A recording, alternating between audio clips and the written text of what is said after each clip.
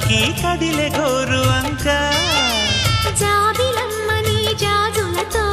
తరలి రమ్మని అందామా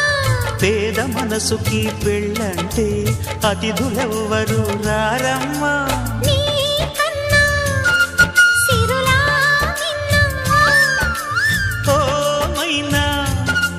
మన మనవును మెచ్చిన మనసులు పెట్టిన సుముహూర్తం ఇది